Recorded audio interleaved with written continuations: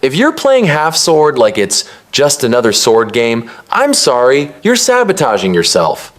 Here, the combat is physical, dirty, and full of detail, and that means things that seem like a meme at first become a real advantage once you understand control, timing, and especially how the game interprets intention and positioning.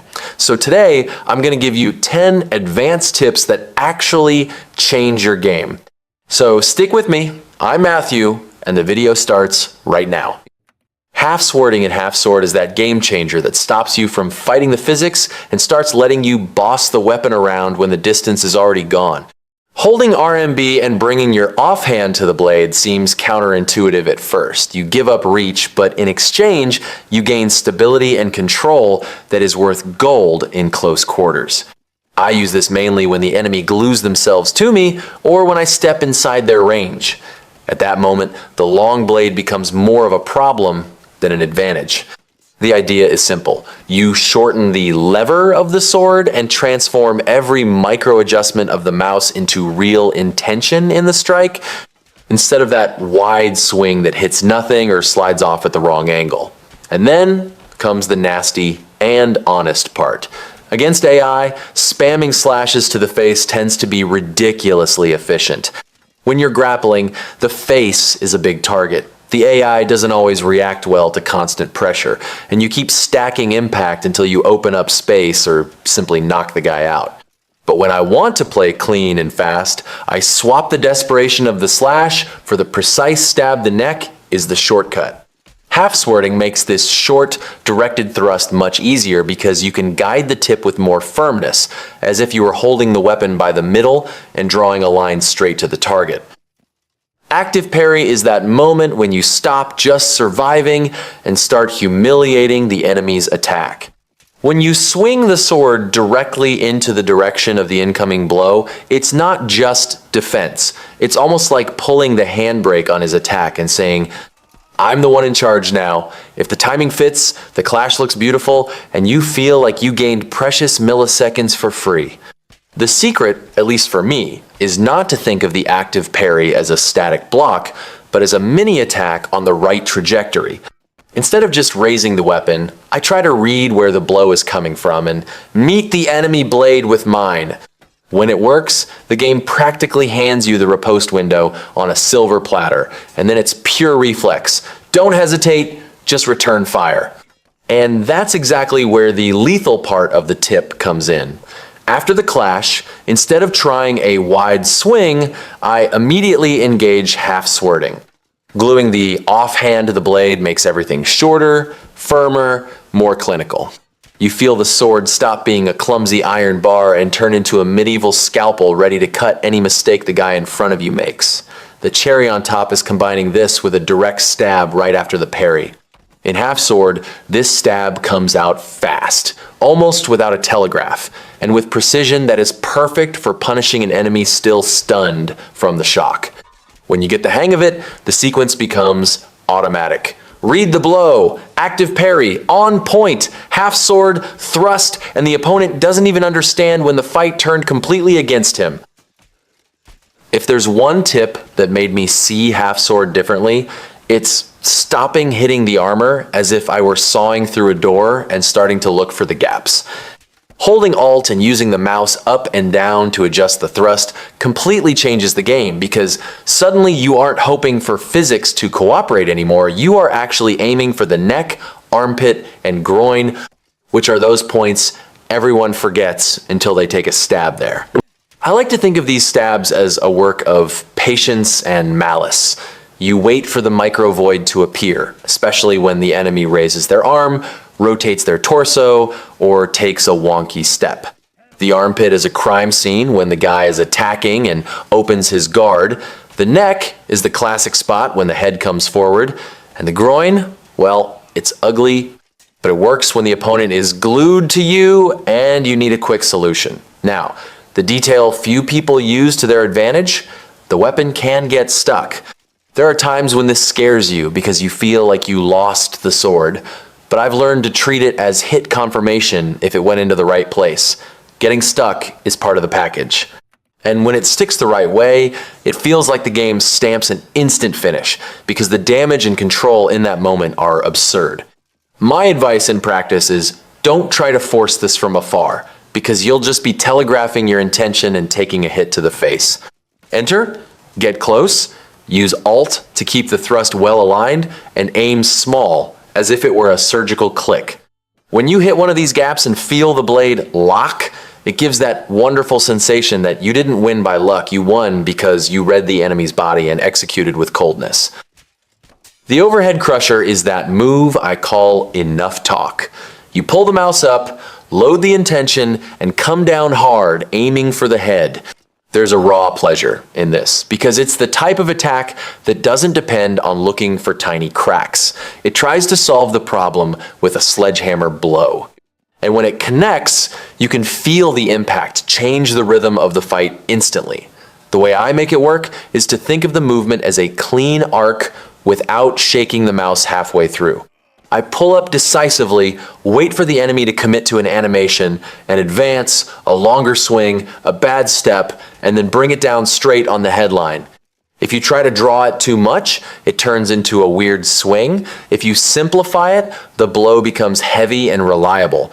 Against armored enemies, this attack shines because it's a direct solution. Instead of insisting on slashes that slide off, you bet on concussion and pressure.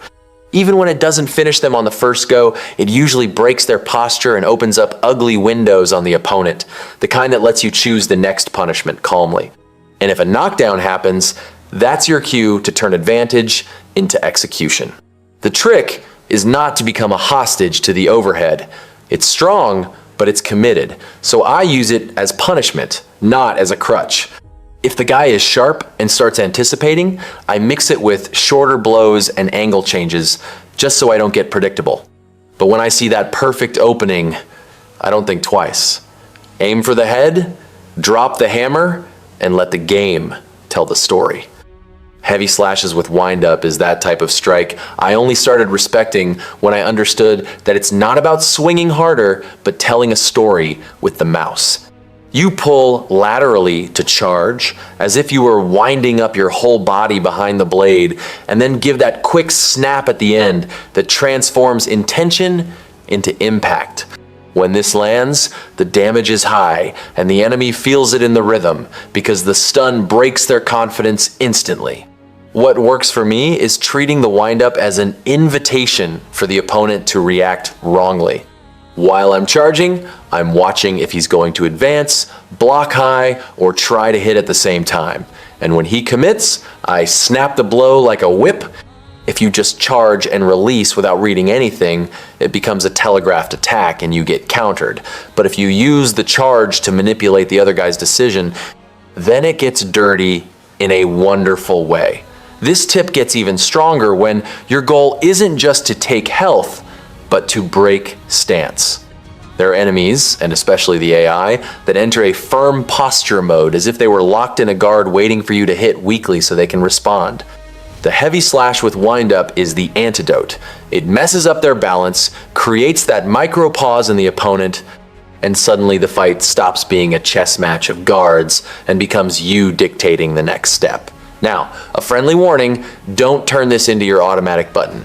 Heavy slash needs space and timing, so I like to use it as punishment after an enemy whiff or when I realize he's too planted in defense.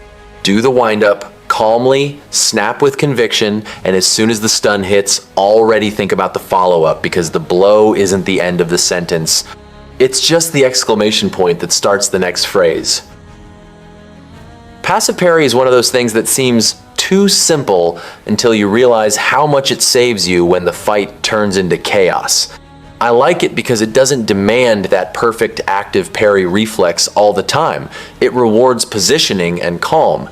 It's almost like saying, I'm not going to chase the hit, I'm going to let the hit strike where I want. The key point is entering the fighting stance with shift and aligning your blade pointing at the enemy's weapon, not their body. When you do this right, the game's physics start working in your favor and the clashes happen kind of automatically, as if you had placed a smart barrier in the path of the attack. The feeling is great because suddenly you stop taking silly hits and exchanges and start gaining small victories of space. I use passive parry mainly against opponents who like to spam attacks or who keep testing your guard with repeated swings. Instead of answering everything with big movements, I just adjust the tip of the blade and let the enemy hit himself on my steel. And when the clash comes, it opens the mental cue. Now you choose if you retreat, reposition, or enter with a short counterattack. The most important thing, don't confuse passive parry with standing still. For it to work consistently, I keep micro-adjusting the angle and distance as if I were guiding a magnet to find the other one. If you pick up this habit, your defense becomes much more stable and you start to feel like you're controlling the duel in the details, not on adrenaline. Advanced footwork in half sword is, for me, the real easy mode that nobody calls easy mode. When you start tapping shift together with the movement keys to do lateral dodges or tiny backsteps, the fight stops being just trading blows and becomes pure positioning. It's the difference between taking the hit because it was inevitable and simply not being there anymore when the blade passes. What I like most is how this changes your mindset. You don't need to win on the perfect parry all the time, you win in the void.